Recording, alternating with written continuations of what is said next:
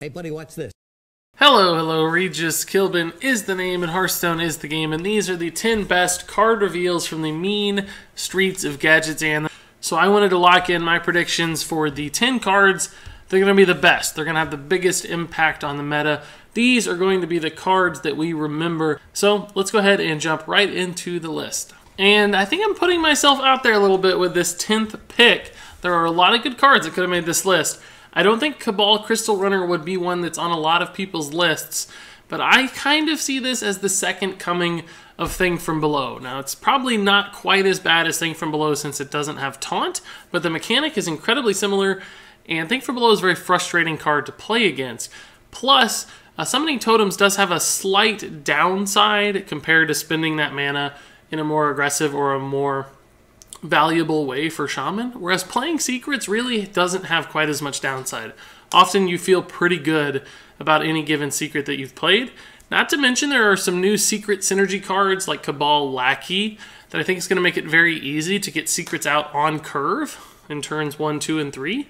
Not to mention cards like Medivh's Valet that hasn't really been popularized yet but could turn the corner on a early game Secret Mage style deck that uses this card as its really big, efficient, high-tempo, mid-game minion that sneaks out early on turn 3 or 4 and causes all kinds of nightmares for your opponent that's already navigating a bunch of secrets and early-game minions that took over the board. So I don't know if this card itself is what's so good, so much as this card, I think, exposes a new kind of mage secret deck in combination with a bunch of other cards that have sort of been lying in wait and are suddenly going to be much better.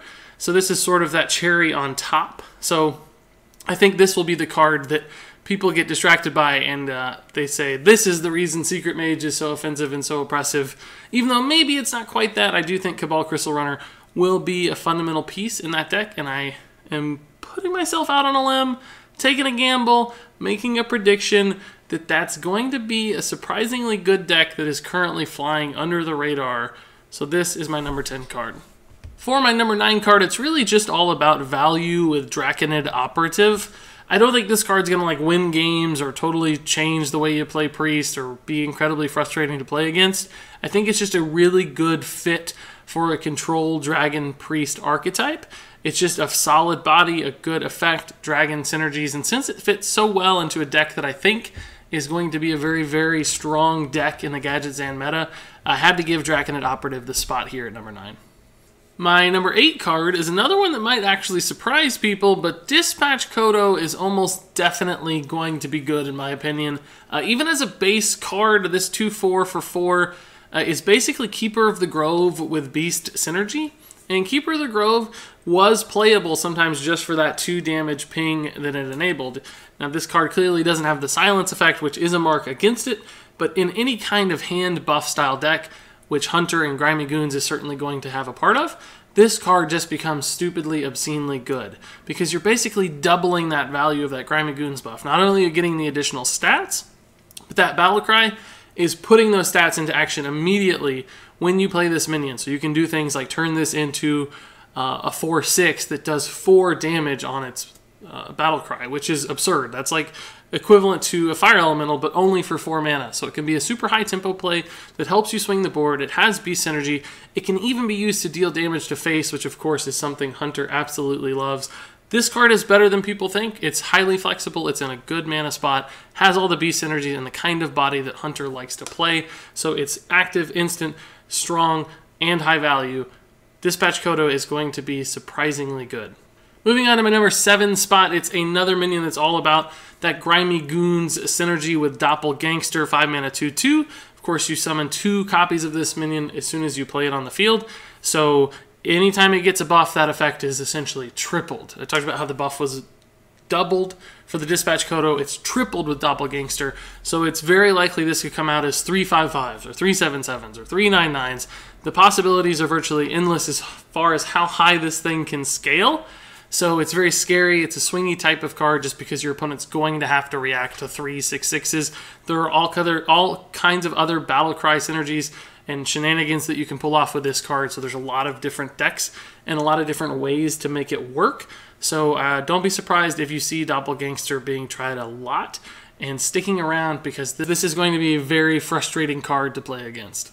At my number 6 spot for 6 mana, it's the Dragon Fire Potion, another piece for the Dragon Priest puzzle, but this time, of course, it's area of effect removal. This is just a really high value AoE spell, perhaps one of the best we've ever seen, simply because in a Dragon Priest that runs a lot of dragons, this board clear won't actually be damaging many of your own minions, so it's much more efficient than something like a Flame Strike. Flame Strike costs a little extra, does a little less damage, but that's because it only affects enemy minions. This, in essence, only affects enemy minions too, as long as you're playing enough dragons. So the risks here are pretty low that it kills your own stuff, and the reward is pretty high just because 5 damage is a magic number compared to 4. Everybody that's played Mage has had to Flame Strike ping to hit that 5 health minion and kill it off. This card won't require that. Plus, 4 mana is enough left over in a given turn in the late game that you can still do other stuff. So you can Dragon Fire Potion or play a minion and actually make a nice swingy turn that's often much harder to accomplish with a card like Flame Strike. So Priest is finally getting another really solid AoE spell. It fits a deck archetype that I'm expecting to be very, very good in Dragon Priest, so this card seems like it's just going to work, and it's just going to be awfully good. Moving right along to the number 5 spot, believe it or not, this is the first legendary card on the list. There are definitely some decent legendaries we've seen with Gadgetzan, but not that many that just seem overwhelmingly powerful. There's a lot of lower quality cards, though, that are good, so this is the first legendary. Aya Blackpaw, the new tri-class card for the Jade Lotus, 6 mana, 5/3 minion.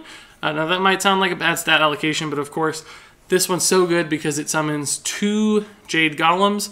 You get one right on the summoning effect with the Battle Cry and also as a Death Rattle. So those low health totals here with Aya Blackpaw really aren't all that bad because your opponent is disincentivized from killing this minion in the first place, because as soon as they kill Aya Blackpaw, they suddenly have to deal with an even bigger Jade Golem. So the fact that you're getting 3 minions out of the single card, it's a boatload of stats, and it fits Jade Golem decks really, really well, and I think that's going to be a thing.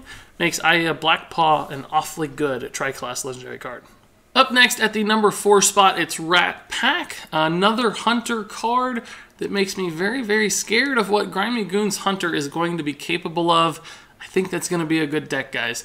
The 3 mana Rat Pack is a 2/2 beast minion at its base with a really nice Death Rattle that summons a number of 1/1 rats equal to the attack. So that means fundamentally it's a 2/2 that summons 2 1/1 minions. So that right there is not a bad card for 3 mana, just because that's a bundle of stats spread across multiple bodies. Synergizes really nicely with all the beast cards that Hunter likes to play. Plays right on curve into stuff like Houndmaster. But of course, just like Dispatch Kodo, as you start to buff this with Grimy Goon's buff cards, Rat Pack just becomes ridiculous. Suddenly it's a 3 mana 3/3 that summons 3 1/1s. A 4 mana 4/4 that summons 4 1/1s. Right there, that's just stupid good value for turn 3. If you played a 4 mana 4/4 that summons 4 1/1s, that is like the mega Piloted Shredder. And of course, Piloted Shredder is one of the best cards that Hearthstone has ever seen. So it doesn't take much to make this card just obscenely, ridiculously, absurdly strong.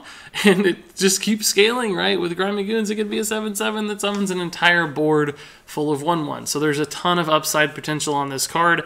I think that makes it a solid early game card right on turn 3, but it's really not even going to be that bad in the late game either, as long as it's able to eat a few buffs. It's just a really high value beast minion, and looks like to me an early to mid-range Hunter deck with Grimy Goons buffs is going to utilize Dispatch Kodo and Rat Pack to just an absurdly efficient degree. So let's move on to the top 3, starting off with a new Warlock minion, the Abyssal Enforcer. 7 mana, 6/6 demon with a battle cry, deal 3 damage to all other characters. This card is just stupidly good. Not only does it have a really fantastic, nasty, big body that's going to be hard for opponents to deal with, but it has a stupid good battle cry that's essentially just a Hellfire bound onto a really nice minion. So there is a ton of efficiency in this card just because it should really cost something like 9 mana at the very least, arguably even 10. So it's cheap. It has an immediate direct impact on the board. It works so well in late game control style Warlock decks, particularly Reno/Kazakis style Warlock decks. So it has basically everything you need. Is the ultimate swing card. It's a Boulder Fist Ogre and a Flame Strike all in one. It's just absurd to me how good this card is and how good it is for Warlock in particular. So I think any Warlock deck that can run up to 7 mana is going to find an excuse to include the absurd Abyssal Enforcer. Moving on to my number 2 card, it is really the ultimate Jade Golem card, I think, in Jade Idol. The 1 mana Druid spell allows you to do one of 2 things: summon a Jade Golem, of course, but also you can shuffle 3 copies of this card into your deck. And that is an effect we've never really seen before, because potentially that means you can just generate unlimited cards without any influence from your opponent. Druid did have something like that in the past with Malorn, but that was a silenceable effect and a much more cost-inefficient effect because that was a very expensive minion. So Jade Idol is essentially a card machine unlike anything else we've ever seen. So that alone to me makes this card really strong and really interesting, just because as a fatigue condition it is basically unbeatable, just because it just continues to scale in Jade Golem value forever, or in card draw forever. So that alone makes Jade Golem good, but that's really not the only strong part of this card. Honestly, this card I think is even playable in any standard form of Druid that doesn't run Jade Golems. Sometimes it's an early game minion. Sometimes it's just a nice spell synergy card that summons tokens, or you bounce it off your Fandral Staghelm for stupid value. It just works with all the different ways Druid loves to run spells. So it's a flexible card. It's got literally infinite potential. It's great in Jade Golem decks for just summoning endless dudes over and over and over again. Very, very cheaply, which is nice, because even on turn 10, if you've summoned a few Jade Golems, this can be a 1 mana 8/8. Like, it's a 1 mana 9/9 the next time around. So I think this card's going to be stupidly strong. I think it's going to generate a new kind of Druid. I think it's going to fit into old Druids. It just fits the class and the meta perfectly as far as we understand it right now. So unless something shifts drastically in Mean Streets of Gadgetzan, I just can't see a world where this card doesn't find some form of play, and in fact I think it's going to be played in virtually every Druid deck there is. But it doesn't take my number 1 spot. That honor is actually going to Kazakis. This is the tri-class card, of course, for the Cabal, and it's, I think, the new Reno Jackson of Mean Streets of Gadgetzan. Not that Reno Jackson's gone just yet, but I do think this card is one of those archetype defining style cards. It's really the new ultimate no duplicate card that Reno Jackson once was. So it's going to, of course, inspire that kind of deck and fit into that kind of deck. But that's not the only reason Kazakis is good. There's just a ton of stupidly strong value bundled into this card as well. So as a 4 mana 3/3, he's clearly not that exciting, but the custom spells that he allows you to create can do just absurd, ridiculous, overpowered, amazing things. And frankly, they're an efficient way to do it too. Sure, there are some 10 mana options, but there are middle range options too that are still really strong. They help you swing the board, they help you generate resources, and you have control over what you're getting. So that is really the ultimate selling point here, is that you can play this card if you're good at Hearthstone to meet your needs, to fit your deck style, to fit the matchup you're playing against. And that sort of finesse and grace and control built into a card that already just fits in so much raw power is, I think, a deadly combination that's going to make Kazakis-style decks a prominent fixture on the Mean Streets of Gadgetzan ladder. This is probably the one card that everybody is going to get tired of seeing in Mean Streets of Gadgetzan, just because it's going to be that good and that oppressive and that frustrating to play against. Kazakis, to me, is the best card reveal from the expansion. And that wraps it up for my list. Those are my top 10 card reveals from the Mean Streets of Gadgetzan. Those are my predictions, folks. I may get a few totally wrong, but I think a few of those are at the very least guaranteed to be good. But I'm curious. It's only time will tell what's going to actually work out, what's going to be an influence. I usually get a few things wrong. I usually get a few things surprisingly right. But it's hard to tell. You never really know until you see these cards in the context, in the new meta as it takes shape. But I'm certainly excited. I'm curious what your top cards are. What do you think are going to be the best cards in Gadgetzan? Comment soon, because if you watch this video too late, you'll already know, and that's cheating. So take my predictions, run with them, build some new decks, have some fun. The mean Streets of Gadgetzan is here.